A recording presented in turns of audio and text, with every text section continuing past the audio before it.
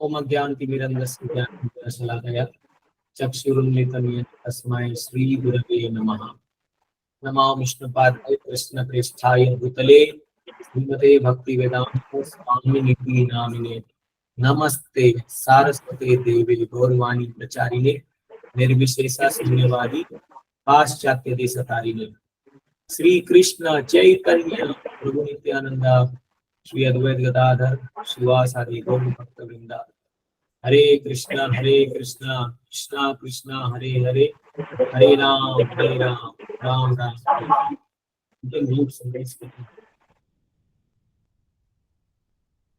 हरे कृष्णा। आप सबका बहुत बहुत स्वागत है हमारे रेगुलर भागवतम रीडिंग में। आज हम एक नया चैप्टर शुरू करने वाले हैं। Just a minute. आज हम भागवत के फर्स्ट कैंटो का चैप्टर नंबर 8 जो है वो पढ़ने वाले हैं।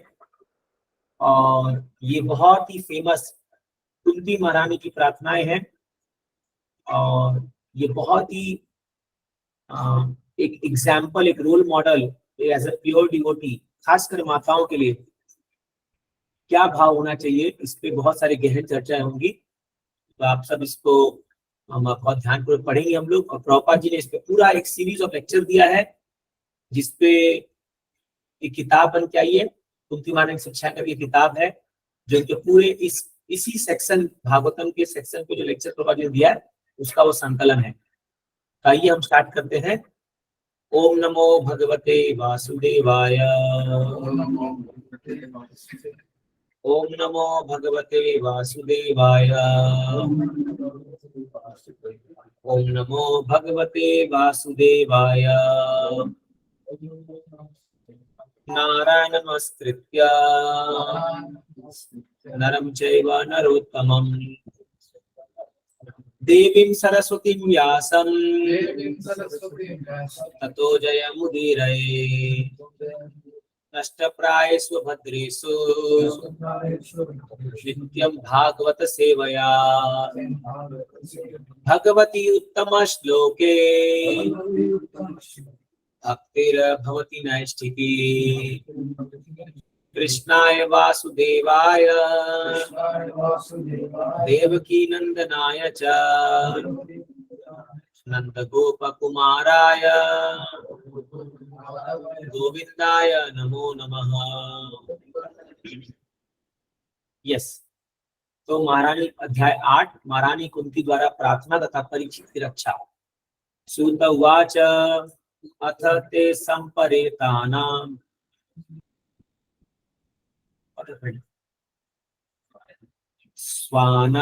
स्वानामुत्तम इच्छतां दातुं स कृष्ण गंगायां पुरस्कृत्य ययुस्त्रिया। यस, पढ़िए। हरे कृष्ण प्रभु जी, कोटि कोटि प्रणाम। पढ़िए।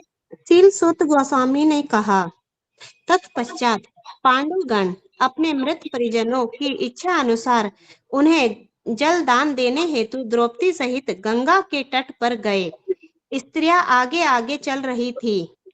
तात्पर्य, आज का हिंदू समाज में यह प्रथा चली आ रही है कि जब किसी परिवार में किसी व्यक्ति का निधन होता है तो लोग गंगा या किसी अन्य पवित्र नदी में स्नान करते हैं।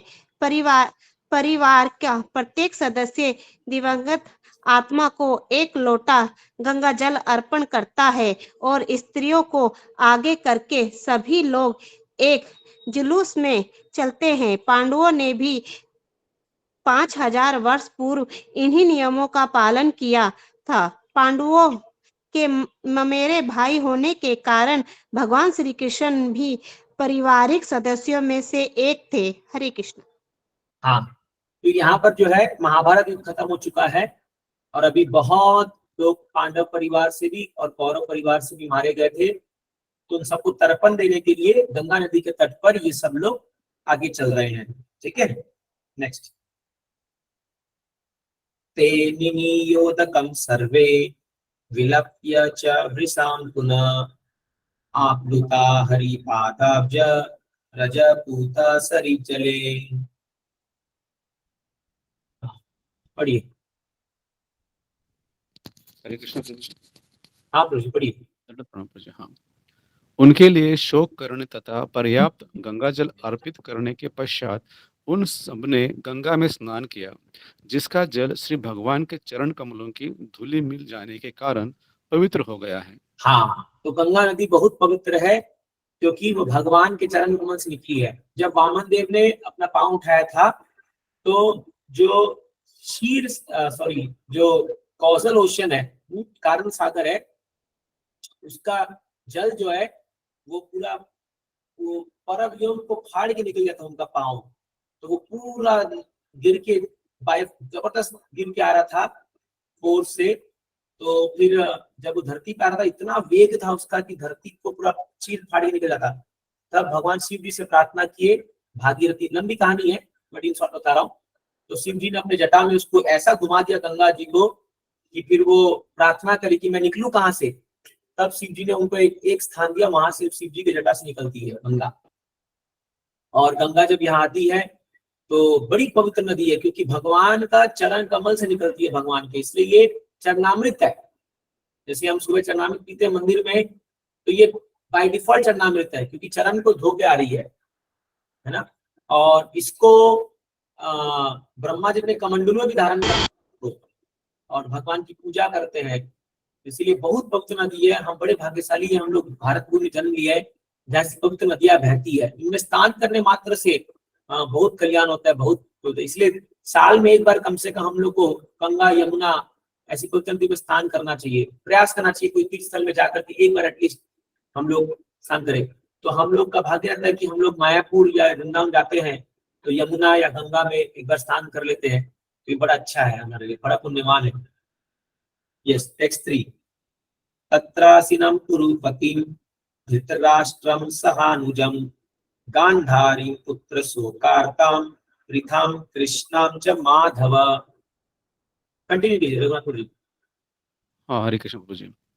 वही कुरुवंशियों के राजा महाराज युधिष्ठिर अपने छोटे भाइयों महाराज धृतराष्ट्र, गांधारी, कुंती तथा द्रौपदी सहित बैठ गए। वे सभी शोक से अत्यधिक पीड़ित थे। भगवान श्री कृष्ण भी वही थे। तात्पर्य: चूंकि कुरुक्षेत्र का युद्ध पारिवारिक सदस्यों के बीच ही हुआ था, अतएव इससे जो लोग प्रभावित हुए थे वे सभी पारिवारिक सदस्य ही थे।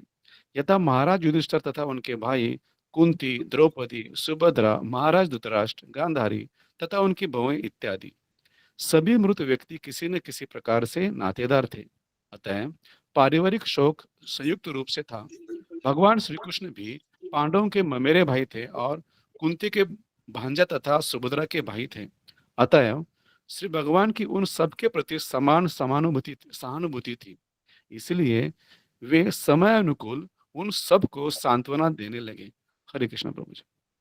हाँ, तो भगवान कृष्ण जो थे वो भी पांडवों के ममेरे भाई थे और कुंती के भांजे थे तथा सुभद्रा के भाई थे। क्या तो देखिए यहाँ पर क्या है, तत्रासनम कुरुपति धृतराष्ट्रम सहानुजम गांधारी। तो ये जो है, जब एक पारिवारिक युद्ध होता है तो पारिवारिक युद्ध में बहुत से लोग अफेक्ट होते हैं, बहुत से लोग।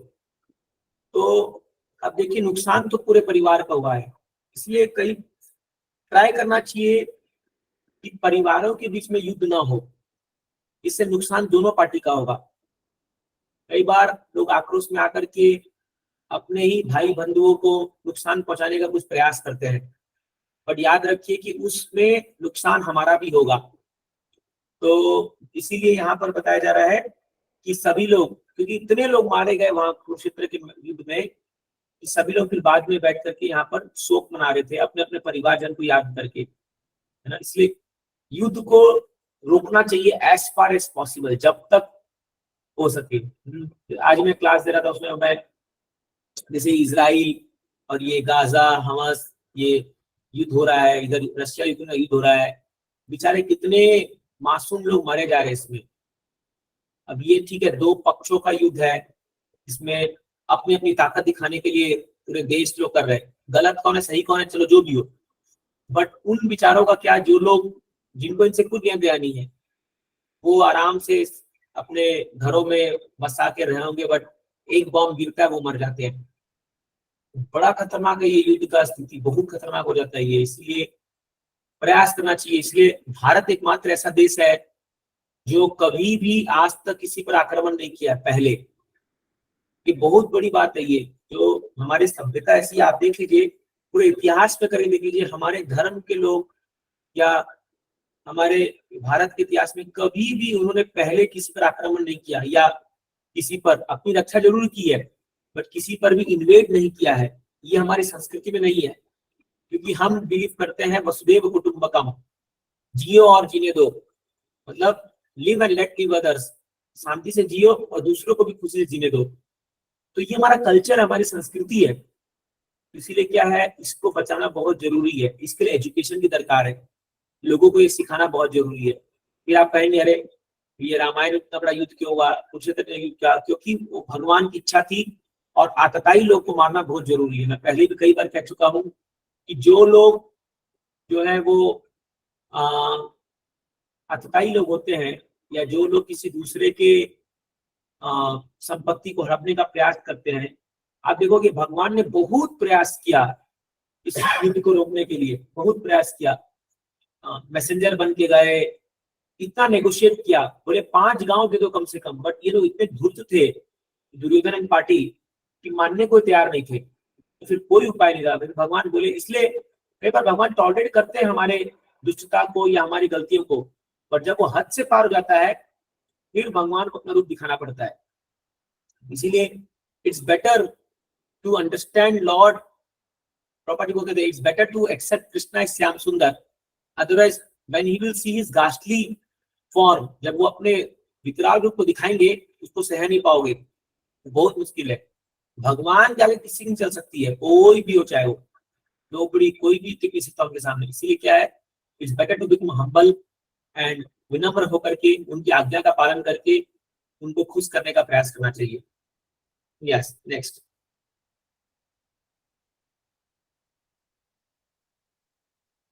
सांत्वयाम आसमुनिभिर अत बंधुं सुचार्पितान् भूतेषु कालस्य गतिं दर्शयन्ना प्रतिक्रियाम्। हरे कृष्ण प्रभु जी। हाँ, पढ़ी माता जी। सर्वशक्तिमान के कठोर नियमों तथा जीवों पर उनकी प्रतिक्रियाओं का दृष्टांत देते हुए भगवान श्री कृष्ण तथा सारे मुनियों ने समस्त स्तबद्ध एवं शोकार्त जनों का ढांढस बंधाया। तात्पर्य: परमेश्वर के आदेशों के अधीन प्रकृति के कठोर नियम किसी जीव के द्वारा बदले नहीं जा सकते। सारे जीव निरंतर सर्वशक्तिमान भगवान के अधीन रहते हैं। भगवान ही सारे नियम तथा आदेश बनाते हैं, जिन्हें सामान्य रूप से धर्म कहते हैं। कोई भी व्यक्ति धार्मिक नियम नहीं बना सकता। भगवान के आदेशों का पालन करना ही प्रमाणिक धर्म है। भगवान के ये आदेश भगवत गीता में स्पष्ट रूप से घोषित किए गए हैं। प्रत्येक व्यक्ति को चाहिए कि वह केवल उनका या उनके नियमों का अनुसरण करे। इससे वह भौतिक तथा आध्यात्मिक दोनों प्रकार से सुखी हो सकेगा। जब तक हम इस भौतिक जगत में हैं, तब तक हमारा यह कर्तव्य है कि हम भगवान के आदेशों का पालन करें, और यदि भगवत कृपा से हम इस भौतिक संसार के बंधन से छूट जाएं, तो भी अपनी मुक्त अवस्था में यह हम भगवान की प्रेमामय दिव्य सेवा कर सकते हैं। अपनी भौतिक अवस्था में आध्यात्मिक दृष्टि के अभाव में हम ना तो अपने आप को देख पाते हैं, ना ही भगवान को। लेकिन जब हम भौतिक आसक्ति से मुक्त होकर अपने मूल आध्यात्मिक स्वरूप को प्राप्त करते हैं, तो हम अपने आप को तथा भगवान को साक्षात देख सकते हैं। अतएव मुक्ति का अर्थ है जीव की भौतिक अवधारणा को त्याग कर मूल आध्यात्मिक स्थिति को पुनः धारण करना। इस तरह यह मनुष्य जीवन विशेष रूप से अपने आप को इसी आध्यात्मिक स्वतंत्रता के योग्य बनाने के निमित्त है। दुर्भाग्यवश हम भ्रामक भौतिक शक्ति के वश में होकर कुछ वर्षों के इस क्षणिक जीवन को ही स्थायी मान बैठते हैं, और इस तरह से माया द्वारा उत्पन्न छंद स्वरूप वाले तथा कथित देश, घर, भूमि, सनातन, पत्नी, समुदाय, संपत्ति आदि के स्वामित्व से भ्रमित हो जाते हैं। इस तरह हम माया के इशारे पर इस छद्म स्वामित्व की रक्षा के लिए एक दूसरे से लड़ते रहते हैं। आध्यात्मिक ज्ञान के अनुशीलन द्वारा हम यह अनुभव कर सकते हैं कि हमें इस भौतिक सामान से कुछ भी लेना देना नहीं है। ऐसा होने पर हम तुरंत भौतिक आसक्ति से मुक्त हो जाते हैं। इस संसार की भ्रांतियों को ऐसा स्पष्टीकरण भगवत भक्तों की संगति से तुरंत ही होता है, क्योंकि वे मोहग्रस्त हृदय के भीतर दिव्य की ध्वनि को प्रविष्ट कराने में सक्षम होते हैं और इस तरह से मनुष्य को समस्त शोक तथा मोह से मुक्त कराने वाले हैं। संक्षेप में यह उन लोगों के लिए संतावना है जो जन्म, मृत्यु, जरा तथा व्याधि आदि के रूप में प्रकट होने वाले कठोर भौतिक नियमों के फलों से प्रभावित होते हैं। युद्ध से पीड़ित कुरुवंश के सदस्य मृत्यु की समस्या से शोकातुर थे और भगवान ने उनको ज्ञान के आधार पर ढांढस बंधाया। हरे कृष्ण। बहुत बढ़िया, क्या परपोर्ट है, बहुत जबरदस्त परपोर्ट है। तो यहाँ पर क्या है, देखिए अभी सब लोग जो है लड़ के युद्ध करके शोक मना रहे हैं, लेकिन यहाँ पर भगवान और अन्य मुनिगण जो है वो उनको ज्ञान के आधार पर उनको ढाढ़स बना रहे हैं, मतलब उनको पैसिफाई कर रहे, समझा रहे। प्रभा जी बहुत बढ़िया बात लिखते हैं कि हर एक व्यक्ति, प्रत्येक जीवात्मा जो है भगवान के नियमों के अधीन है। ये बात हम जितनी जल्दी मान लेंगे उतने जल्दी हम सुखी हो जाएंगे। सबसे बड़ी परेशानी इस दुनिया में लोग भगवान की सत्ता को, भगवान की प्रधानता को मानने को तैयार नहीं है। अपने मन मर्जी काम करने में ज्यादा रुचि है लोगों को। तो बेस्ट है just to follow the orders of lord. धर्म ही तत्तम निहितम गुहाय। धर्म इतना गुड़ है, इतना रहस्यमय है कि बड़े बड़े लोग समझ नहीं पाते इसको, क्या सही है क्या गलत है। इसलिए बेस्ट है कि हम एक बोनाफाइड परंपरा में आए हुए जो साधु संतों के जो भी हमें ज्ञान आ रहा है शास्त्रों के अनुसार उसको पालन करें। सिंपली बेस्ट तरीका है प्रभुपाद जी की किताबों को पढ़िए और जो बता रहे हैं उसको धीरे धीरे फॉलो करने का प्रयास कीजिए। ये सबसे बेस्ट तरीका है। और ज्यादा इधर उधर दिमाग लगाने की दरकार नहीं है हम लोग को, बिल्कुल भी। जस्ट हम, क्योंकि एक मह्य शाम पादर जो किसी कम बिना महत सेवया, शास्त्र कहता है कि जब तक आप एक शुद्ध भक्त के चरण धूलि का आप अपने अभिषेक नहीं करोगे अपने शरीर पर, इसका मतलब है उनके दिए हुए आदेशों का पालन नहीं करोगे या उनके पक्ष में नहीं चलोगे, तब तक आप इस संसार से मुक्ति प्राप्त नहीं कर सकते, मतलब भक्ति प्राप्त नहीं कर सकते इन वन सेंस। तो अब हम किसका फॉलो करें? हमें प्रभुपाद जी को फॉलो करना है। He is a pure devotee, recognised and authorised by lord भगवान, और उन्होंने प्रूफ भी कर दिखाया है। एकदम बेस्ट तरीका है। प्रभुपाद जी किताबों को पढ़िए, वो जो नियम हमको दिए उसको पालन करना है, और जैसे प्रभुपाद जी को सिखा रहे हैं बस वही करते रहना जिंदगी भर। अपने आप हम धीरे धीरे जो है भक्ति में आगे बढ़ते बढ़ते बढ़ते बढ़ते हम दिव्य पद को हम प्राप्त करने के योग्य बन जाएंगे। तो इसलिए क्या है, आजकल प्रॉब्लम ये है कि लोग नया नया चीज इन्वेंट कर रहे हैं। इवन भक्ति में आने के बाद भी अपने मन मर्जी जो है लोग नया नया चीज, नया फिलोसॉफी, नई कुछ इधर उधर किताब पढ़ करके कुछ कुछ इन्वेंट करते रहते हैं। ये सब चीज जो है ये अननेसेसरी बाधा है हमारे जीवन में। हमारा गोल एक ही एकदम क्लियर है कि प्रभुपाद जी जो हमको किताब दिया है उनको पढ़ना है, उनको फॉलो करना है, उनके दिए हुए नियमों का पालन करना। ठीक है, हम पूरी तरह से शुद्ध नहीं है या पूरी तरह से हम पूरे सक्षम नहीं है, लेकिन एटलीस्ट अगर हम अपने मन में भी बना रखे कि नहीं भाई मैं तो अभी पूरा जीवन भर जो है हम प्रभुपाद जी को फॉलो करेंगे, he is our master and let us accept his shelter, that's all.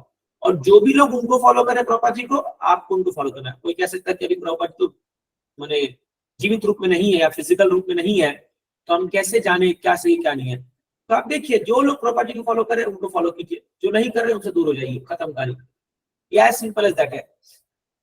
नहीं तो क्योंकि क्या है, माया इतनी प्रबल है कि वो कब हमें भटका देगी कि हम कभी नहीं कह सकते। कैसे हम भटक जाएंगे हम समझ नहीं पाएंगे। इतना पावरफुल माया का इन्फ्लुएंस है। इतनी सिंपल सी चीजें हैं फिर भी लोगों को समझ में नहीं आती है। क्यों? क्योंकि माया का प्रकोप बहुत ज्यादा है, बहुत बड़ा हुआ है। इसलिए क्या है, बाबा जी अंतिम में लिखते हैं कि भक्तों का काम क्या है, जा करके लोगों को इस माया के स्लंबर से उठाना, उनको प्रयास करना।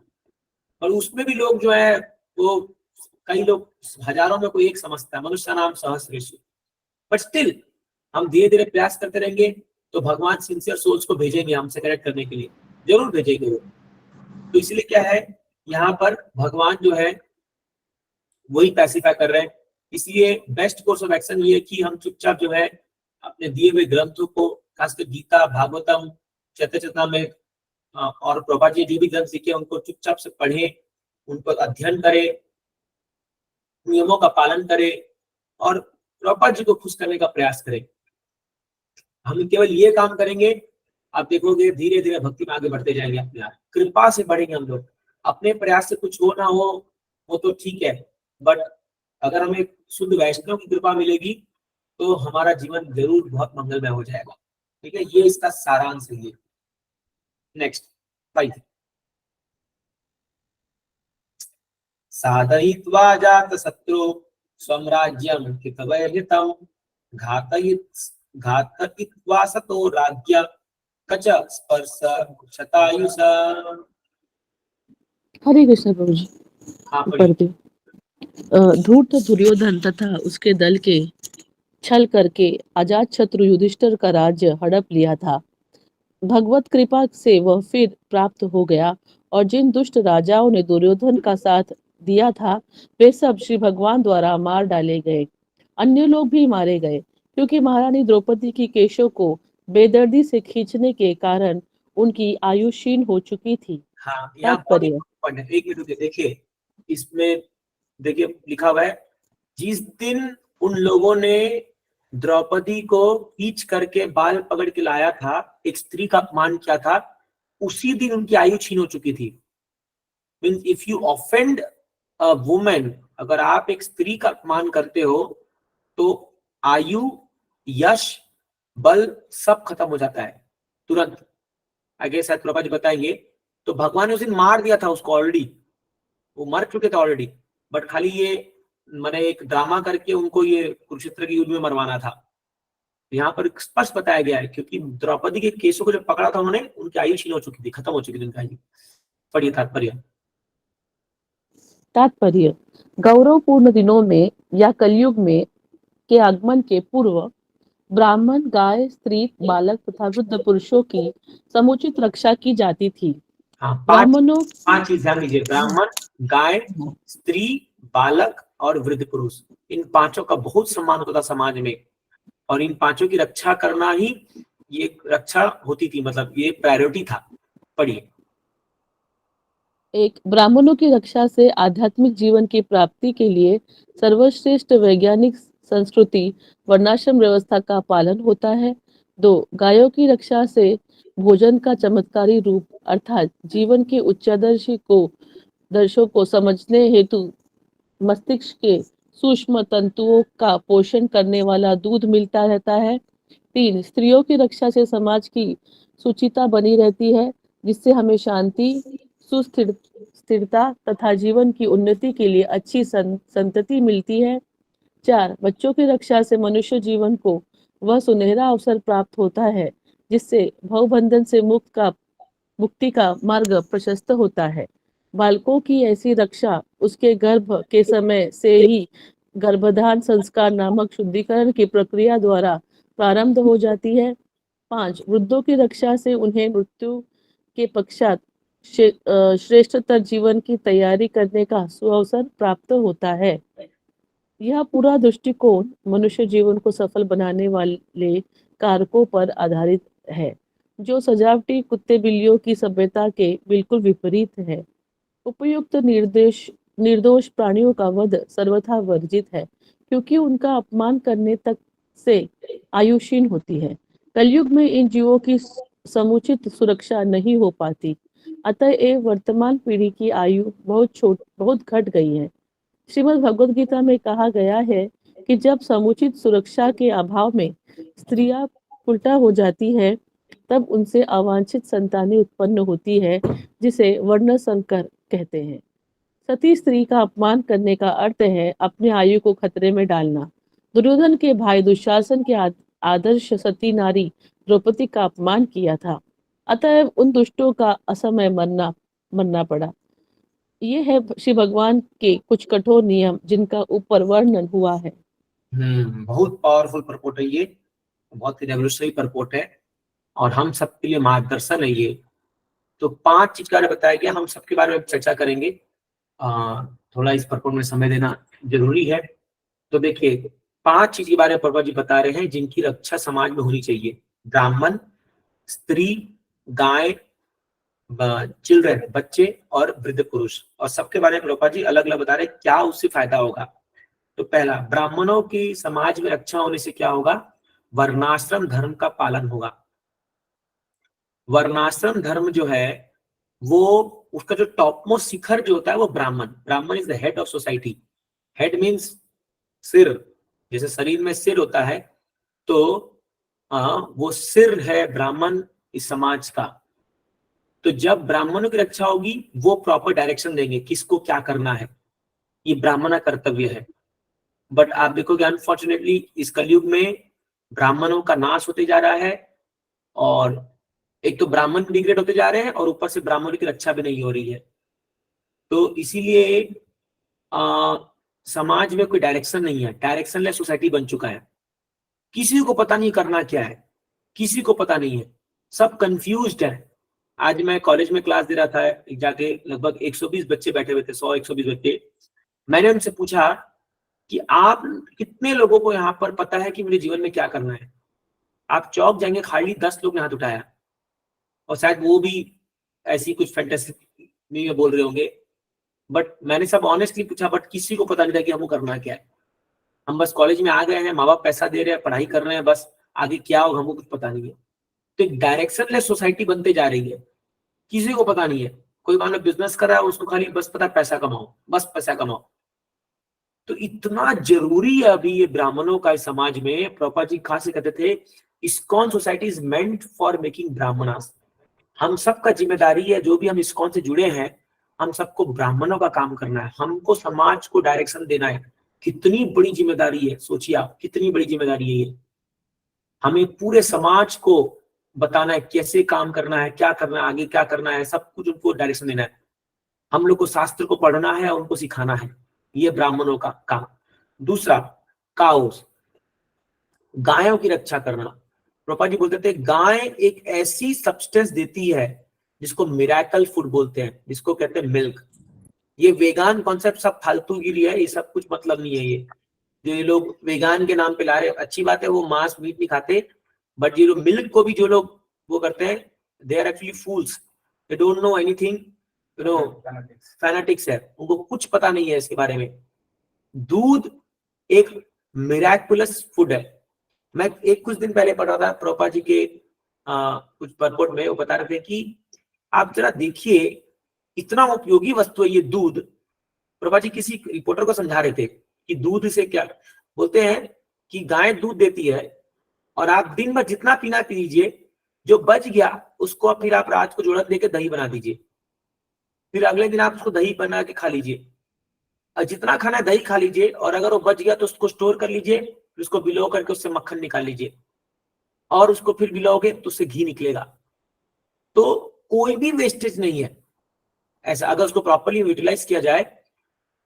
मोस्ट यूटिलाइज्ड फूड मिल्क, और प्रभुपाद जी बोलते हैं मिल्क से हंड्रेड्स ऑफ आइटम्स आप बना सकते हो, हंड्रेड्स ऑफ आइटम्स। तो इसीलिए समझ के परे है ये गो हत्या का कॉन्सेप्ट कहां से आ गया, और ये एकदम समझ के परे लोगों को क्यों इसकी। अरे जिस जानवर का मल और मूत्र पवित्र हो, क्या बोलेंगे उसके बारे में आप सोचिए। इसलिए बोलते हैं गाय में सभी देवता निवास करते हैं, सभी देवी देवताओं का निवास है गाय में। मल और मूत्र पवित्र है, बताइए कोई एक जानवर बता दीजिए जिसका मल मूत्र पवित्र है? कोई भी नहीं है, कोई भी नहीं है। तो बट गाय इतनी पवित्र है, इसलिए इनकी रक्षा करना खासकर वैश्य समाज का, जो भी लोग धन कमाते हैं, बिजनेस करते हैं, उनकी जिम्मेदारी है। तो ऑफ कोर्स इस्कॉन में बहुत अच्छे मात्रा में इसका किया जा रहा है, धीरे धीरे कई कई जगहों पर इसका प्रयास किया जा रहा है। बट हम सबको प्रयास करना चाहिए कि अगर हम लोग भी कोई भी कारण, कोई भी तरीके से अगर हेल्प कर पाए इनको बचाने के लिए, तो हमें आगे बढ़ना चाहिए इसमें। तीसरा है वुमेन, स्त्रियों के बारे में प्रभुपाद जी कहते हैं चैस्टिटी ऑफ सोसाइटी। अगर वुमेन चेस्ट रहेगी, अगर एक स्त्री पतिव्रता रहेगी, तो वो एक अच्छे संतान को उत्पन्न करेंगे और समाज में सुख शांति और प्रॉस्पेरिटी छाएगी। जब अगर कोई स्त्री अगर अपनी पवित्रता खो देती है तो समझ लीजिए पूरा समाज बिगड़ जाएगा। हाँ, अभी आप देखोगे ये जो सो कॉल्ड नवरात्रि के नाम पे गरबा डांस चल रहा है, तो ये सारी यहाँ पर भी हम जैसे खारगर में एक बार रात पे से आ रहे थे, कई लड़कियां जो है रात को 11 बजे 12 बजे जो है वो एकदम असली कपड़े पहन करके जो है नवरात्रि में डांस करने जा रहे हैं। मेरे को तो समझ में नहीं आ रहा कि माँ दुर्गा उनसे खुश होगी कि उनको त्रिशूल मारेगी। क्यों, क्या कर दिया उन्होंने, पूरे पूरे जो कल्चर को पूरा बर्बाद करके रख दिया इन लोगों ने। तो हमको इनके बारे में लोगों को जानकारी देने की जरूरत है। हमको चुप नहीं बैठना चाहिए इसके बारे में। जब हम जब इसको जानते हैं तो इनको लोगों को शिक्षा देना चाहिए। ठीक है, कोई हमारी बात नहीं मानेगा, बट एटलीस्ट 1% लोग तो मानेंगे, और वो लोग तो समझेंगे इस बात को कि हम लोग अपने ही समाज को कितना गिराते जा रहे हैं और कितना ये केवल एक एंटरटेनमेंट का वो बन गया है। ये पूरा जो है ये पूजा का माहौल, ये महोत्सव जो है ये पूरा एंटरटेनमेंट गया। कोई स्पिरिचुअल अपलिफ्टमेंट नहीं है, कोई इसमें प्रगति नहीं है, लोगों की आत्मा का उन्नति नहीं है। तो प्रभुपाद जी ऐसे प्रॉब्लम पहले ऐसे महान आचार्य थे जिन्होंने खुल करके इसका एक प्रकार से विरोध नहीं बोल सकते, लेकिन इसका क्रिटिसाइज किया इसको कि अरे ये क्या कर रहे हो तुम लोग, ये चीज कहाँ समाज जा रहा है। तो हिंदू समाज जो है उसका पतन इन्हीं लोगों की वजह से हुआ है। ये सो कॉल्ड हिंदूज जिनको कुछ आइडिया नहीं है कि हम क्या कर रहे हैं, क्या नहीं कर रहे, कैसे रिप्रेजेंट कर रहे। बाकी धर्म के लोग हम पर हंसते होंगे देख करके कि देखो मूर्ख लोग जो है कि कैसे अपने ही धर्म का मजाक उड़ा रखे लोग। तो इसलिए क्या है, there is a need to educate society. खुल के बोलना चाहिए लोगों इसके बारे में। मैं तो आज कॉलेज में क्लास दे रहा था, मैं तो खुल करके बताता लोगों को कि तुम लोग क्या गलती कर रहे हो। ये जो बच्चे लोग थे इन लोग को तो एटलीस्ट मैं अभी दावत से कह सकता हूँ कि जो लोग भी मेरे क्लास अटेंड किए होंगे एटलीस्ट वो कुछ गलत काम में तो नहीं घुसेंगे। अगर वो मेरे 8-10 क्लास अटेंड कर लिए तो मैंने उनको वादा किया है। इसलिए वो लोग मेरे को रिक्वेस्ट करते कि सर प्लीज आप हर हफ्ते आके क्लास दीजिए हम लोग को। तो इवन टीचर भी मुझे रिक्वेस्ट करी थी कि सर प्लीज आप आइए क्लास दीजिए। मैं बोला देखिए कि ये हमारा कर्तव्य है, एज ए इस्कॉन डिवोटी हमारा कर्तव्य है। हम सबको जाना चाहिए। अगर हमें कहीं मौका मिल रहा है कोई इंस्टीट्यूट में या कहीं गांव में या कहीं समाज में जाके खुल के बोलना चाहिए, शास्त्र के आधार पर। ऑफकोर्स हम किसी का बरसना या वो नहीं करना चाहते हैं, हम किसी का दिल नहीं दुखाना चाहते हैं, हम किसी को गाली नहीं देना चाहते, लेकिन जो समाज में गलत हो रहा है वो बताना हमारा कर्तव्य है। हमको पीछे नहीं हटना चाहिए इसमें। प्रभुपाद जी इतने बोल्ड थे, प्रभुपाद जी ने बहुत बोल्डली प्रीचिंग किया और लोगों को समझाया क्या तुम गलत कर रहे हो। और उसमें भले एक व्यक्ति भी सुधर के आएगा ना, वो पूरे समाज को सुधार देगा। तो इसलिए ये प्रचार करना हम सबका जिम्मेदारी है। प्रभुपाद जी बोलते थे मैं अकेला बूढ़ा व्यक्ति क्या क्या करूंगा, आपको बहुत किया प्रभुपाद जी ने, लेकिन हम सबकी जिम्मेदारी, हम सबको प्रचार करना है। यहाँ ऐसा नहीं कि खाली हम ही जाएंगे, ब्रह्मचारी लोग ही जाएंगे वही क्लास देंगे, जरूरी नहीं। आप सबको प्रचारक बनना है। आप प्रभुपाद जी बोलते थे what is preaching, read my books, 2 line पढ़ो और जाके बोल दो एज इट इज। अब प्रचार चाहे आप एक व्यक्ति करो चाहे 1000 व्यक्ति को करो, प्रचार प्रचार होता है ना। अगर आप एक व्यक्ति को भी सही, अभी आज जस्ट मैं कोट पढ़ा, when there is purity in preaching, अगर प्रचार में प्यूरिटी शुद्धता है, भगवान अपने आप लीडर्स, मैनेजर्स, मनी सब कुछ भेजेंगे अपने आप। अगर आपके प्रचार में शुद्धता है, आपका इंटेंशन प्योर है, भगवान सारे रिसोर्सेज भेजेंगे आपको, अपने आप होगा, देखिएगा। तो इसलिए आज समाज में बहुत जरूरी है ये पवित्रता की, और खासकर स्त्रियों को चेस्ट होना चाहिए। कोई भी सिचुएशन में स्त्रियों को, यार हमारे इस्कॉन में तो बहुत अच्छा कल्चर है जो ये सिखाते हैं हमेशा। प्रभुपाद इस पे इतना बल देते हैं कि जिन घरों में या जिन समाज में स्त्रियां जो है अपने हद से पार हो गई तो कहानी खत्म है, फिर कुछ नहीं हो सकता। तो इसलिए यहाँ पर बता रहे प्रभुपाद जी कि protection of women maintain chastity of society. स्त्री का जो है प्रोटेक्शन करना, पवित्रता को बचाना है। इसीलिए ये गरबा डांस सोकॉल लोग कर रहे हैं, ये सब कर रहे हैं, ये अपना ही ये लोग हानि कर रहे हैं। इसमें कुछ किसी को कुछ नहीं, खाली थोड़े आनंद के लिए लोग सोचते बड़ा मजा आ रहा है यार, बट उनको पता नहीं है कि किस नजर से। और बड़े हैरानी की बात तो ये है कि आज ही मैं सुना था कि सोसाइटी में जो वृद्ध लोग हैं वो लोग चेयर डाल के बैठे होते हैं, उनके सामने ये लोग नाच रहे होते हैं, लड़का लड़की लोग। बड़े हैरानी की बात है। माँ बाप बैठ के देख रहे हैं कि उनकी बेटी जो है वो जाकर के कैसे नाच रही है लोग साथ गरबा के नाम पर। अरे गजब है। तो क्या होगा फिर समाज का। नेक्स्ट प्रभा जी बता रहे हैं बच्चों का। देखिए इस कलयुग में ये सभी चीज का हानि हो चुका है। ब्राह्मणों का नाश हो चुका है, गाय का तो अब छोड़ी दो क्या हाल हो रखा है, स्त्री अपने आचरण से पूरे बिगड़ चुके हैं और बच्चों का शोषण हो रहा है। तो ये 5 चीज वैदिक समाज की स्तंभ है, इनका प्रोटेक्शन करना। तो यहाँ पर प्रभा बता रहे हैं कि बच्चों के प्रोटेक्शन क्यों जरूरी है, क्योंकि उनको अपने जीवन को शुद्ध बना करके भगवत धाम जाने के लिए उनको मौका मिलेगा। तो क्या एक प्योर लाइफ जब हम जीते हैं और जब इन बच्चों को एक ऐसा मौका बना के देते हैं, ऐसा माहौल बना के देते हैं कि वो एक शुद्ध जीवन जी पाए, तो आप एक बहुत बड़ी सर्विस करो सोसाइटी के लिए। अगर हम एक बच्चे को भी अगर हम सही से कृष्णा कॉन्शियस बना दिए ना, ये बहुत बड़ा हमारा कंट्रीब्यूशन सोसाइटी को। जरा आप सोचिए गौर मोहन देव जी के बारे में, जो शिला प्रभुपाद जी के पिताजी थे। अगर उस समय वो प्रभुपाद जी को लंदन भेज दिए होते, क्योंकि उन प्रभुपाद जी के सारे परिवार वाले, इवन उनकी माँ भी बोल रही थी कि इनको लंदन भेजो, बैरिस्टर बन के आएगा ये, बट गौर मोहन देव ने मना कर दिया, नहीं मेरा बेटा मिलेच्छा नहीं बनेगा, मेरा बेटा जो है वो राधा रानी का भक्त बनेगा। और उनको मृदंग सिखाते थे गौर मोहन देव। सोचिए एक बच्चा, आई थिंक मैंने तो कहीं पढ़ा नहीं कि गौर मोहन देव ने कोई बड़ा पिचिंग किया है कुछ ऐसा किया, बट एक ऐसा बच्चा पैदा करके दिया इस संसार को जिसने पूरे दुनिया को हिला के रख दिया।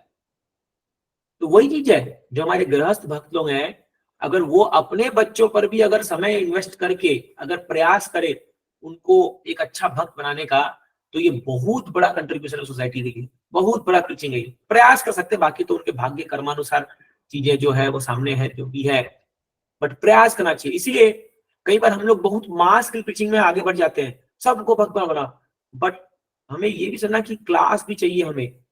We want class preaching also.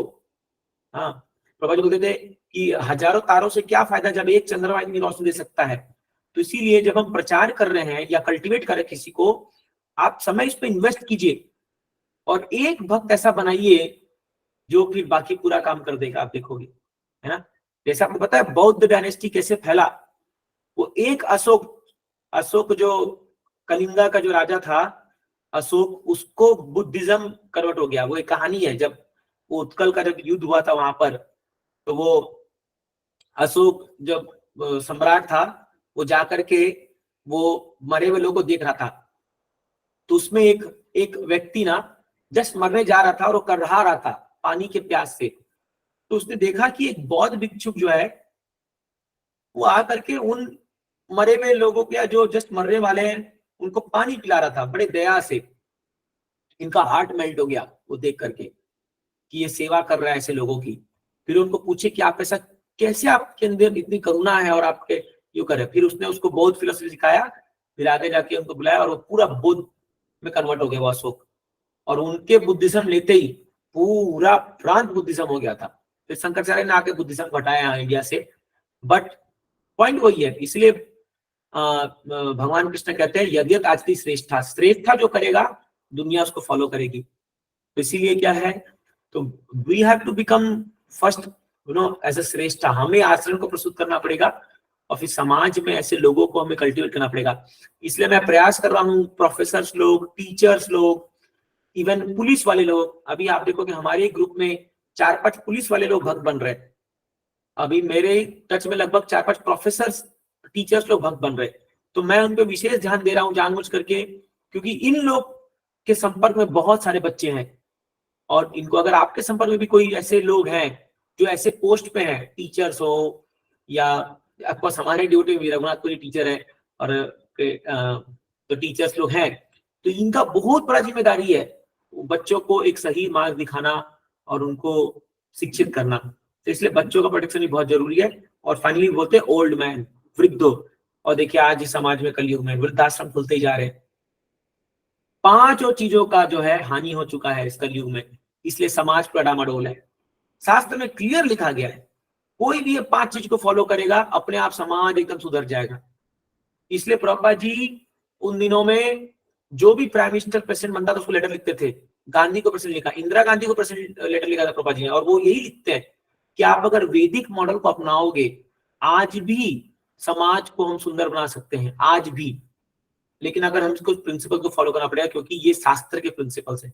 सोचिए कितना रेवोल्यूशनरी बात प्रभुपाद जी लिख रहे हैं और बता रहे हैं। इसीलिए भागवतम इतना रेवोल्यूशनरी, इतना क्रांतिकारी है। तदवा विसर्जनता विप्लवो यस्मिन् प्रतिश्लोक अबध्वत्यपि, अरे विसर्गो विप्लव, रेवोल्यूशन लाने वाला ये भागवतम। इसलिए घर घर में भागवतम होना चाहिए, घर घर में इनको पढ़ाना चाहिए बच्चों को। जब वो तात्पर्य पढ़ेंगे प्रभुपाद जी के, ऑटोमेटिकली उनको समझ में आएगा क्या सही है और क्या गलत है। तो इसीलिए यहाँ पर प्रभुपाद जी ह्यूमन सिविलाइजेशन के लिए एक बहुत अच्छा बात बता रहे हैं। तो ठीक है, आप समाज में जो हो ना हो, लेकिन एटलीस्ट हम अपने भक्तों के समाज में इन बातों का ध्यान रखा जाए। जब हम एक इस्कॉन सोसाइटी को हम बना रहे हैं, तो उनमें इन बातों का ध्यान रखा जाए, तो इससे भी जो है समाज एक बहुत अच्छा रूप ले लेगा। फिर वो एग्जाम्पल सेट होगा हमारे अन्य समाज और बाकी लोग भी। ठीक है, आगे बढ़ते हैं। हाँ, किसी का प्रश्न है यहाँ पर, या आपको कुछ कमेंट करना, ऐड करना है, आप कर सकते हैं। लंबा डिस्कशन, लंबा इसमें चर्चा हुआ।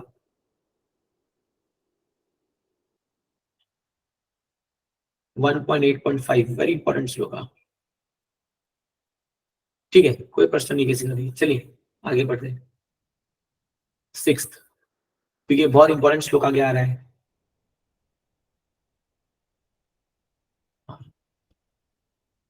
याजयित्वा स्वमेधैस्तं त्रिभिरुत्तम कल्पकै तद्यस पावनम दिक्षु सतमन्योर इवातनोत।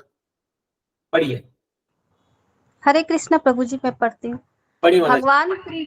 भगवान श्री कृष्ण ने महाराज युधिष्ठिर से 3 श्रेष्ठ अश्वमेध यज्ञ संपन्न कराए और इस तरह उनकी पवित्र ख्याति 100 यज्ञ करने वाले इंद्र की तरह ही सर्व दिशाओं में फैल गई। प्रभु जी, इसको ऊपर करना पड़ेगा। तात्पर्य ऐसी भक्ति वेदांत श्रील प्रभुपाद। यह महाराज युधिष्ठिर द्वारा अश्वमेध यज्ञ संपन्न किए जाने की भूमिका जैसी है। स्वर्ग के राजा इंद्र के साथ महाराज युधिष्ठिर की तुलना महत्वपूर्ण है। स्वर्ग का राजा अपने ऐश्वर्य में महाराज युधिष्ठिर की अपेक्षा हजारों गुना बढ़कर है, तो भी महाराज युधिष्ठिर की ख्याति कम न थी। इसका कारण यह है कि महाराज युधिष्ठिर भगवान के शुद्ध भक्त थे और भगवत कृपा से ही वे स्वर्ग के राजा इंद्र के तुल्य थे। यद्यपि उन्होंने केवल 3 यज्ञ संपन्न किए थे, जबकि स्वर्ग के राजा ने पूरे 100 यज्ञ किए थे। यह भगवत भक्त का विशेषाधिकार है। भगवान सबों का संभाव रखते हैं, लेकिन भगवत भक्त अधिक महिमावान होता है, क्योंकि वह सदैव महानतम के संपर्क में रहता है। सूर्य की किरणें समान रूप से विपरीत होती है, तो भी कुछ ऐसे स्थान रह जाते हैं जहां सदैव अंधेरा रहता है। यह सूर्य के कारण नहीं है, अपितु ग्राह्यता की कमी के कारण है। इसी प्रकार जो भगवत के 100% भक्त हैं, उन्हें भगवान की पूर्ण कृपा प्राप्त होती है, यद्यपि जो सर्वत्र सदैव समान रूप से वितरित होती है। हरे कृष्ण प्रभु। यस, थैंक यू माता जी। तो यहाँ बहुत इंपॉर्टेंट बात बता रहे हैं कि हालांकि महाराज युधिष्ठिर ने खाली 3 यज्ञ किए थे, लेकिन वो इंद्र के समान ख्याति फैल गई। क्यों? क्योंकि वो भगवान के शुद्ध भक्त थे। सो रामानंद राय को चैतन्य महाप्रभु पूछते हैं कि दुनिया में सबसे फेमस कौन है, तो रामानंद राय कहते हैं कि कृष्ण भक्त जो है वो सबसे ज्यादा फेमस है, उसकी ख्याति सबसे ज्यादा होती है। तो और ये एविडेंट भी आप देख लीजिए, दुनिया में सबसे ज्यादा फेमस किनको मानते हैं? जो कृष्ण के भक्त है, जो संत लोग हैं, तुकाराम महाराज, तुलसीदास जी, सूरदास जी, जो लोग भी कृष्ण के भक्त हुए, हरदास ठाकुर, इस सब का नाम कितना फेमस है। एटलीस्ट फोक लैंग्वेज में जहाँ भी नरसिंह मेहता, मीराबाई, तो ये कितने फेमस हुए हैं। क्यों? क्योंकि आप जब भगवान की भक्ति करोगे तो भगवान आपके यश को, शिला प्रभुपाद आप देखिए इतने फेमस हुए हैं पूरे वर्ल्ड में, जहीं भी जाइए आज उनकी मूर्ति स्थापना की गई है और उनका नाम है। बड़े बड़े सब, इवन फॉरेन के जो प्राइम मिनिस्टर लोग भी हैं वो आकर के उनको प्रणाम कर रहे हैं। लंदन में जाकर के आप देखिए वो उनके भक्तिमय मैनर में जो भी प्रेसिडेंट प्राइम मिनिस्टर बनता है वो आकर के मैनर में आता है और प्रभा जी को हार पहनाता है। हाँ, तो जो भी प्राइम मिनिस्टर बनता है वही जरूर भक्तिमय मैनर आता है और प्रभा जी को आके हार पहनाता है वो। तो क्या ख्याति देखिए भगवान के भक्त होने की। इसलिए भगवान की कृपा सब पर है, हम चाहे उस प्रकार से उनकी कृपा को ले सकते। जैसे प्रभा जी कहते हैं सूर्य की किरण हर तरफ है, लेकिन आप अगर सूर्य के किरण में कुछ ढक दोगे तो फिर वहां अंधेरा हो जाएगा। तो उसी प्रकार ऐसा नहीं कि भगवान कृपा नहीं कर रहे, भगवान कृपा सब पर कर रहे हैं, बट कुछ लोग होते हैं जो उनको होल हार्टेडली लेकर के उसका उपयोग करते हैं और बाकी लोग उसको नेग्लेक्ट कर देते हैं। तो इसीलिए अगर हम सिंसियर हैं, हम गंभीर है भक्ति को लेकर के और हम डेडिकेटेड है, कमिटेड है, तो हम भगवान की कृपा के पात्र बनेंगे। एक बार प्रभुपाद जी के कई शिष्य लोग थे, तो शिष्यों ने कहा Prabhupada it appears that you love Tamal Krishna Maharaj very much. आप तमाल कृष्ण महाराज पर बहुत कृपा कर रहे हो प्रभुपाद। तो प्रभुपाद जी ने कहा no, I am equally merciful to all of you but he takes more benefit. मतलब मैं तुम सब पे इक्वली कृपा कर रहा हूं, बट तमाल जो है वो ज्यादा इसका उपयोग कर रहे हैं क्योंकि वो ज्यादा सेवा कर रहे हैं और वो ज्यादा ही कमिटेड डेडिकेटेड है, ये बता रहे प्रभुपाद जी। तो गुरु सब पर कृपा करते हैं, वो समभाव रखते हैं, भगवान समभाव रखते हैं, बट हम पर है हम किस प्रकार से उस सेवा उस कृपा के पात्र बन रहे हैं। ठीक है, चलिए और एक श्लोक पढ़ा जाए क्योंकि हमें कुंती महारानी की प्रार्थना तक पहुंचना है। देखते हैं या टेक्स्ट 7 आमंत्र्य पांडुपुत्रांश्च सैन्योद्धव संयुता द्वैपायनादिभिर्विप्रय पूजितः प्रतिपूजितः। हरे कृष्ण प्रभु जी। हाँ बड़ी मदली। फिर भगवान श्री कृष्ण ने सात्यकी तथा उद्धव के साथ प्रस्थान के लिए तैयारी की। उन्होंने श्रील व्यासदेव आदि ब्राह्मणों से पूजित होने के बाद पांडु पुत्रों को आमंत्रित किया। भगवान ने सभी का समुचित अभिवादन किया। तात्पर्य, क्षत्रिय होने के कारण श्री कृष्ण ब्राह्मणों द्वारा पूजनीय नहीं थे, लेकिन वहां उपस्थित श्रील व्यासदेव आदि सारे ब्राह्मण उन्हें भगवान के रूप में मानते थे। अतएव इन सबों ने उनकी पूजा की। भगवान ने इस सामाजिक व्यवस्था के सन्मार्थ अभिवादन किया कि क्षत्रिय को ब्राह्मणों के आदेशों के प्रति आज्ञाकारी होना चाहिए। यद्यपि श्री कृष्ण को सदैव सभी ओर से परमेश्वर को मिलने वाला सम्मान प्राप्त होता रहता है, लेकिन भगवान कभी भी समाज के चारों आश्रमों की प्रथाओं से रंच मात्र भी विचलित नहीं होते थे। भगवान ने प्रयोजनवश इन सामाजिक प्रथाओं को सम्मान किया, जिससे भविष्य के अन्य लोग उनका अनुसरण करते रहे। हरे कृष्ण। यस, तो यहाँ बता रहे हैं कि भगवान जो है जब जाने लगे तो व्यासदेव और सभी ब्राह्मण जो है भगवान की पूजा किए। हालांकि आप आगे पढ़ोगे जब 10th कैंटो में ये उपाख्यान आता है कि कृष्ण स्वयं ब्राह्मणों से शिक्षा लेते हैं और उनको उनके आदेश का पालन करते हैं, क्योंकि ब्राह्मण क्षत्रिय से ऊपर है, माने सामाजिक वर्णाश्रम धर्म के अनुसार। तो प्रभा जी बता रहे हैं कि कृष्ण जान मुझ कर, हालांकि वो भगवान है और उनकी भगवत्ता सब स्वीकार करते हैं, फिर भी भगवान कभी भी मर्यादा का उल्लंघन नहीं करते। भगवान एक अपने आप को क्षत्रिय, क्योंकि द्वारका में भगवान ने क्षत्रिय का रोल निभाया था, तो वो अपने आप को ब्राह्मणों के अधीन मानते और भगवान ब्राह्मणों की पूजा करते। आप देखिए सुदामा, ठीक है चलो वो तो उनके भक्त थे, फ्रेंड थे, बट वो एक ब्राह्मण थे बोल के भगवान ने उनके चरण अभिषेक किया था। इसीलिए ये जो मर्यादा बनाई गई है ये बहुत प्रॉपर है, इससे समाज में सबका कल्याण होता है। आज समाज में क्या हो गया कि अरे हम छोटे थोड़ी है, हम कोई कम थोड़ी है किसी से। तो जब ये एक ऐसा भाव आ जाता है, जब ये इनइक्वालिटी का, तब समाज गड़बड़ रूप में चलना शुरू हो जाता है। इसलिए सामाजिक दृष्टि से जो है हमें जिन लोगों का हम जो हमसे बड़े हैं वर्ण आश्रम में, उनका सम्मान करना चाहिए। जैसे गृहस्थ है तो जो वैराग्य आश्रम में है उनका सम्मान करना चाहिए। तो ये एक प्रथा है, ये जस्ट एक प्रथा है, इसमें छोटे बड़े की बात नहीं होती है ये। और जो वैराग्य आश्रम में है उनको भी अपने से वरिष्ठों को सम्मान करना चाहिए। ये जब ये प्रॉपरली इसका पालन होगा तब आप देखोगे समाज में एक अच्छी व्यवस्था बनेगी और जीवन में जो है पूरा समाज एक अच्छे से चल पाएगा आगे। ठीक है, नेक्स्ट।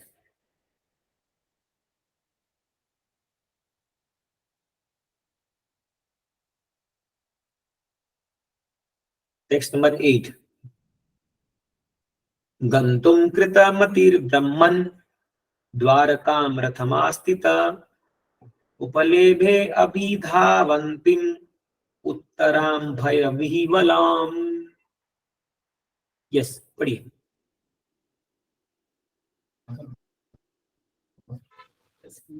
हरे कृष्ण प्रभु जी। ज्यों ही वे द्वारका प्रस्थान के लिए रथ पर सवार हुए, त्यों ही उन्होंने भयभीत उत्तरा को तेजी से उनकी ओर आते हुए देखा। तात्पर्य: पांडव कुल के सारे सदस्य अपनी रक्षा के लिए भगवान पर आश्रित थे, अतएव भगवान समस्त परिस्थितियों में उनकी रक्षा करते थे। वैसे तो भगवान सबों की रक्षा करते हैं, किंतु जो लोग उन पर पूर्ण रूपेण निर्भर रहते हैं वे सभी विशेष रखवाली करते हैं। पिता अपने नन्हे पुत्र के प्रति विशेष सतर्क रहता है, क्योंकि वह पिता पर पूर्णतः आश्रित होता है। हरे कृष्णा। यस, अब यहाँ से स्टोरी आती है कुंती महारानी का। जब प्रार्थना शुरू होगा तो अभी जो है ऊपर कीजिए। तो यहाँ पर क्या बता रहे हैं कि जैसे ही अभी द्वारका जाने के लिए भगवान अपने रथ पर बैठे तो उत्तरा उनकी तरफ भागते हुए आई। क्यों भागते हुए आई? क्योंकि अश्वत्थामा ने उसके गर्भ में ब्रह्मास्त्र छोड़ दिया था, उसके गर्भ को खत्म करने के लिए। यहाँ परीक्षित महाराज का एंट्री होगा, इन द सेंस कि परीक्षित महाराज को मारने के लिए अश्वत्थामा ने गर्भ में छोड़ दिया था। और बट उत्तरा ने बहुत ही सूझबूझ से, देखिए वहां पर कई लोग थे। उत्तरा के ससुर हो जाएंगे ना, परीक्षित के पिता, तो अभिमन्यु की पत्नी होगी उत्तरा, तो माँ हो गई। तो अभिमन्यु के पिता कौन हो गए? अर्जुन। तो उनके ससुर हो गए ना सब लोग, फादर इन लॉ युधिष्ठिर महाराज, सब लोग। उनके पास नहीं गई, डायरेक्ट भगवान के पास आई है। तो आइए उनका एक प्रार्थना पढ़ लेते हैं, बहुत सुंदर प्रार्थना है। क्या बोलती है वो उत्तरा आ करके भगवान को, फिर हम एंड करेंगे यहाँ पर। तो 1.9 शेयर कीजिए। ये प्रार्थना करिए उत्तरा भगवान से। उत्तर उवाच पाहि पाहि महायोगी देव देव जगतपते नान्यं त्वत् अभयं पश्ये यत्र मृत्यु परस्परम। बहुत सुंदर प्रार्थना ये उत्तरा कर रही है। एकदम किस अवस्था में? जब एकदम उसकी ओर ब्रह्मास्त्र आ रहा है, मतलब एकदम मरने की स्थिति में आ रखी है, तब जाके प्रार्थना करती है भगवान को। देखिए क्या है, पढ़िए, कौन पढ़ेगा ये? कौन है वो भाग्यशाली व्यक्ति जो ये प्रार्थना करेगा? हरे कृष्णा प्रभु जी। देखिए सब वेरी नाइस। पढ़िए पढ़िए। मानी काले प्रभु जी आप है क्या? हरे कृष्णा प्रभु जी। पढ़िए। संदीप बाद में पढ़ना, आपने लेट ऑन किया, पहले काले फैमिली ने ऑन किया इसलिए। पढ़िए। उत्तरा ने कहा, हे देवादिदेव, हे ब्रह्मांड के स्वामी, आप सबसे महान योगी है, कृपया मेरी रक्षा करें, क्योंकि इस द्वैतपूर्ण जगत में मुझे मृत्यु के पास से बचाने वाले आपके अतिरिक्त अन्य कोई नहीं है।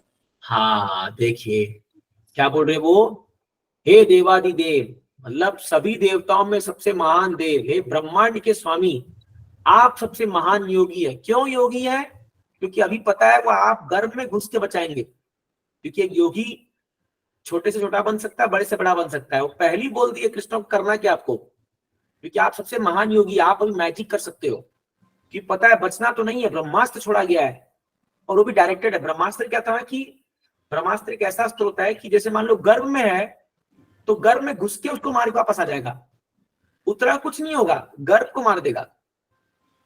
आज के जो वेपन्स होते हैं वो सब उड़ाना पड़ेगा तभी, बट पहले के जो वेपन्स थे वो एकदम डायरेक्टेड, ऐसे डायरेक्टेड मिसाइल्स आज इजराइल भी नहीं बना पाएगा। तो आप सबसे महान योगी हैं, कृपया मेरी रक्षा करें, क्योंकि इस द्वैतपूर्ण जगत में मुझे मृत्यु के पास से बचाने वाले आपके अतिरिक्त अन्य कोई नहीं है ना। द्वैतपूर्ण जगत मतलब क्या है? ड्युअलिटी, सुख और दुख। और मृत्यु से पास से बचाने वाले में मुझे यहाँ इतने महान लोग खड़े हुए हैं, वहां युधिष्ठिर खड़े हैं, सारे कौरव लोग खड़े हुए, धृतराष्ट्र सब कुछ खड़े हुए, बट सब में वो किसको स्वीकार कर रही है? कृष्णा, आपका अतिरिक्त कोई नहीं है, कोई बचा नहीं सकता। This is called complete surrender. ये है भगवान के प्रति पूर्ण निष्ठा और एक निष्ठा। Only Krishna can save me, this is pure surrender. आइए पढ़ते इसका तात्पर्य, फिर हम एंड करेंगे। यस, पढ़िए।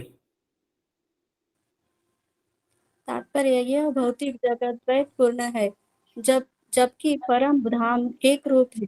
द्वैतपूर्ण जगत पदार्थ तथा आत्मा से निर्मित है, जबकि परम जगत पूर्ण रूप से आत्मा है, जगत जिसमें भौतिक गुणों का लेश भी नहीं पाया जाता। इस द्वैतपूर्ण जगत में प्रत्येक व्यक्ति मुझे ही जगत का स्वामी बनाने का प्रयास करता है, जबकि परम जगत में भगवान ही परम प्रधान है और अन्य सभी उनके अनन्य सेवक है। द्वैतपूर्ण जगत में प्रत्येक व्यक्ति अन्य सबों से ईर्ष्या करता है और पदार्थ तथा आत्मा के द्वैत अस्तित्व के कारण मृत्यु अपरिहार्य है। शरणागत जीव के लिए भगवान ही एकमात्र अभयदाता है। भगवान के चरण कमलों की शरण ग्रहण किए बिना कोई भी इस भौतिक जगत में अपने आप नीचे करो।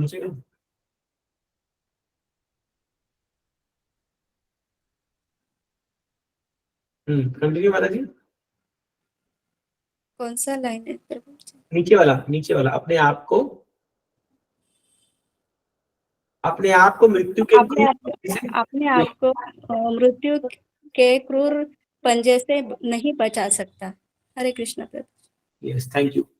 तो प्रभुपाद जी यहाँ कह रहे हैं कि एक रूप है जो है स्पिरिचुअल वर्ल्ड जो है वो एक, वहां कोई द्वैत नहीं है, एवरीथिंग इज एब्सोल्यूट, इसलिए भगवान को एब्सोल्यूट ट्रूथ कहते हैं। और बता रहे हैं कि इस जगत में जो है ये मृत्यु, इस जगत में जो है सभी लोग भगवान के प्रति और एक दूसरे के प्रति ईर्ष्या रहते हैं। और इस मृत्यु इसलिए होती है क्योंकि यहाँ जड़ और चेतन दोनों में अंतर है, मैटर और स्पिरिट में अंतर है, बट स्पिरिचुअल में ऐसा नहीं है। और इसीलिए मृत्यु से अपने आप को हम नहीं बचा सकते हैं, बट हम भगवान के शरण जब लेंगे तो वो बचा सकते हैं हमको मृत्यु से। इन द सेंस मृत्यु से बचाना मतलब मृत्यु तो होनी है, वो तो अनिवार्य है, जाता सिद्ध हो मृत्यु भगवान कहते हैं, बट हमें जन्म मृत्यु के चक्कर से भगवान बचा सकते हैं। तो इसीलिए ये उत्तरा यहाँ पर आकर के भगवान की उपासना करती है। और आगे अभी भगवान इतना मैजिकली अब बचाएंगे एकदम जबरदस्त तरीके से। बहुत बढ़िया, अभी आगे श्लोक आएंगे। फिर कुंती महारानी प्रार्थना करेगी भगवान से, तो हम अगले वेडनेसडे को इसको पढ़ने का प्रयास करेंगे। सो आपका बहुत बहुत धन्यवाद। सो आने वाले 12 तारीख को सैटरडे को हमारे यहाँ पर भक्ति वर्धन प्रोग्राम का आयोजन किया गया है। सैटरडे तो हम पनवेल का प्रोग्राम कैंसिल कर रहे हैं, लेकिन अगर आप में से किसी को आना है मंदिर, तो उस दिन बाहर में लोग ये दशहरा मना रहे हैं, तो मंदिर में कार्यक्रम रखा गया है शाम को 6:30-7 बजे, और संडे को सुबह 9 से रात 9 बजे तक यहाँ कीर्तन फेस्टिवल रखा गया है। तो आप उसका लाभ ले सकते हैं संडे को, बट हमारा प्रोग्राम ही चलेगा। कीर्तन फेस्टिवल टेम्पल हॉल में रहेगा, हमारा प्रोग्राम ऊपर हम करेंगे, एटलीस्ट क्लास करेंगे, फिर कीर्तन में ज्वाइन करेंगे। तो आप इसका लाभ लीजिए। आगे कार्तिक आ रहा है, अगले हफ्ते से कार्तिक शुरू हो जाएगा 17 तारीख से। तो आप सब जो है अपने अपने वाउस दे लीजिए, कार्तिक में आपको क्या करना है। एटलीस्ट हफ्ते में 1 या 2 दिन मंगल आरती आने का प्रयास कीजिए। हर दिन दिया घर में दिखाना है आपको। हमारे गोवर्धन स्टोर से आप यशोदा दामोदर जी का फोटो अपने घर के लिए मंगा सकते हैं। आप उसमें घर में यशोदा जी को, दामोदर को दिया दिखा सकते हैं और अधिक माला जप कर सकते हैं। कोई संकल्प ले सकते हैं भागवतम फर्स्ट कैंटो पूरा कंप्लीट करने का, या कृष्णम हो गया, कोई भी चीज पढ़ने का। तो कार्तिक जो है पूरा भक्ति का महीना आ रहा है, इसलिए प्रिपरेशन जरूरी है। तैयारी कीजिए, अपने मन को स्ट्रांग बनाइए कि हमें इसका फुल लाभ उठाना है। बहुत सुंदर ये महीना है भक्ति के लिए, इसका लाभ लीजिए।